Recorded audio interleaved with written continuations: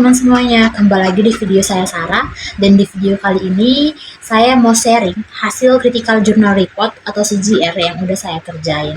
Jadi intinya saya membandingkan dua jurnal tentang pembelajaran sejarah.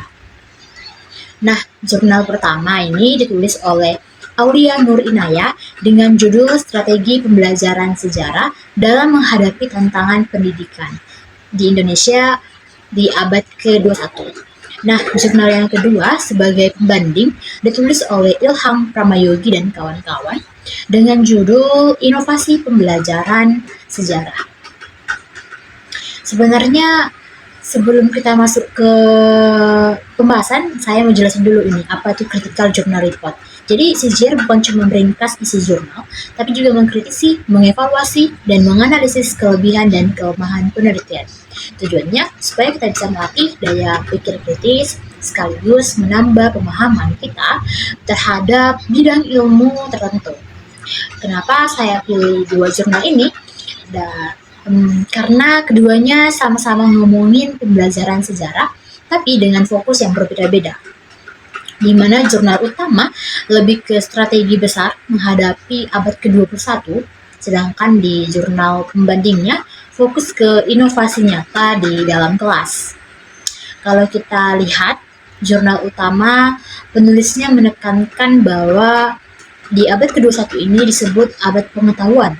Semua aspek kehidupan udah dipengaruhi teknologi dan globalisasi. Jadi pembelajaran sejarah nggak bisa lagi pakai cara lama.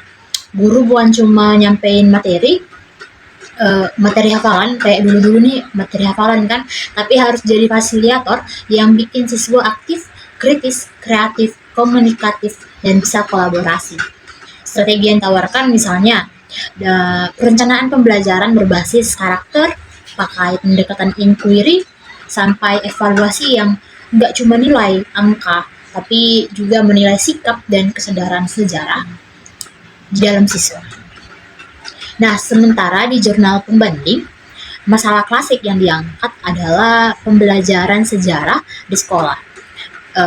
Sering banget masih sebatas hafalan. Karena kan kalau kita bicara sejarah, pasti muridnya pasti akan berpikir hafalan. Akibatnya siswa gampang bosan.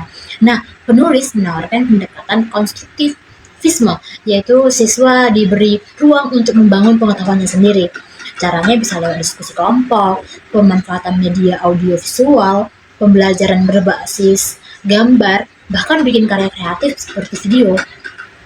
Jadi sejarah nggak lagi kayak hafalan dan terasa kaku ya kan kayak zaman dulu, tapi lebih hidup dan menyenangkan. Kalau ngomongin keunggulan dari kedua jurnal, yang dimana jurnal utama itu keunggulannya punya alur runtut dan membahas isu yang mutakhir banget, dimana tantangan pendidikan di era revolusi industri 4.0 dan society 5.0 ada originalitas juga karena langsung mengaitkan sejarah dengan keterampilan abad 21. Sedangkan di jurnal pembanding, keunggulannya juga ada teman-teman, di bagian inovasi yang aplikatif. Memang metode seperti diskusi kelompok atau media audiovisual bukan hal baru, tapi tetap terasa segar karena langsung nyambung ke praktik pembelajaran sehari-hari. Nah teman-teman, tapi nggak ada penelitian yang sempurna ya. Jurnal utama sama jurnal pembanding masih ada kekurangan, di mana jurnal utama masih terasa agak umum dan teoritis. Belum banyak contoh konkret dalam kelas. Sementara di jurnal pembanding pun begitu.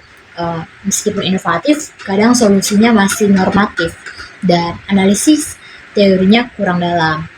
Jadi satu terlalu konseptual, satunya lagi terlalu kayak tadi bilang praktis.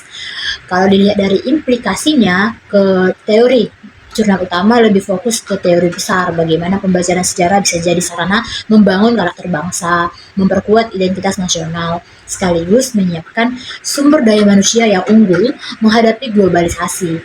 Sedangkan di jurnal pembanding, kalau kita lihat implikasinya terhadap teori lebih membumi, langsung ke praktik. Inovasi yang mereka tawarkan pun bisa bikin pembelajaran sejarah jadi lebih interaktif dan siswa lebih aktif dan sesuai dengan tujuan pembangunan pendidikan di Indonesia yang mendorong pembelajaran menyenangkan dan relevan. Jadi bisa dibilang kedua jurnal ini saling melengkapi. Yang jurnal utama atau ya utama memberi dasar teori yang kuat, satunya jurnal pembanding memberi contoh nyata di kelas. Nah, dari hasil perbandingan bisa disimpulkan bahwa pembelajaran sejarah memang punya peran penting di abad 21. Jurnal utama menekankan strategi besar yang sifatnya konseptual, sedangkan jurnal pembanding lebih fokus ke inovasi di kelas. Nah, kedua jurnal ini sama-sama penting. Dan dari kedua jurnal ini saya punya saran bahwasanya guru sejarah harus lebih kreatif, jangan hanya terpaku ke ceramah ataupun ke apa ya, ke hafalan, tapi lebih kreatif lagi dengan mendukung sebagai fasilitator, di mana dapat menyediakan media untuk siswa ini belajar. Nah, itu tadi ringkasan critical journal report saya tentang strategi dan inovasi pembelajaran sejarah. Semoga bisa jadi bahan refleksi kita semua bahwa sejarah itu bukan sekedar hafalan, tapi punya peran penting dalam membentuk karakter dan identitas bangsa. Terima kasih sudah menyimak video saya dan sampai bertemu di video selanjutnya.